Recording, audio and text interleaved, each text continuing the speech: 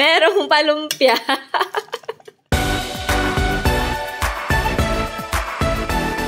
Hey mga ka-sweeties! Pag kayo ay hindi makapag-decide kung anong lulutuin ninyong ulam sa isda, ganito yung gawin nyo.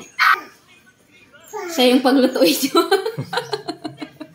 Dito sa lugar namin, merong pumapasok na nagtitinda ng isda, karne, ganyan, mga seafood, ganyan. Si Manong Smith, shout out sa'yo.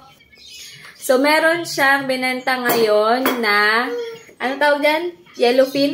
Yellowfin daw yung tawag din sa isda. Hindi kasi ako marunong tumingin or mga pangalan ng isda, hindi ko alam. Bumili yung asawa ko ng isang buo. Medyo mataba siya eh.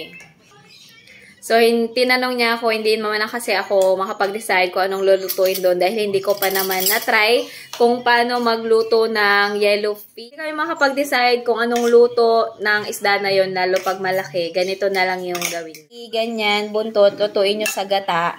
Tapos, yun namang ulo ay lutuin nyo, gawin nyong sinigang. O, yan. So, diba, hindi kayo makapag-decide. Meron kayong sinigang, meron kayong ginataang isda sa isang fish. O, diba? Paglutuin nyo. Hindi na kayo mahirapan. Siya talaga yung nagluto niyan. Thank you.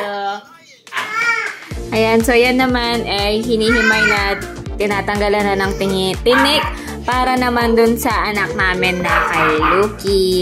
Bagong favorite na nga daw ni Luke yan yung ginataan. Thanks for watching, sweeties. Please like, share, and subscribe.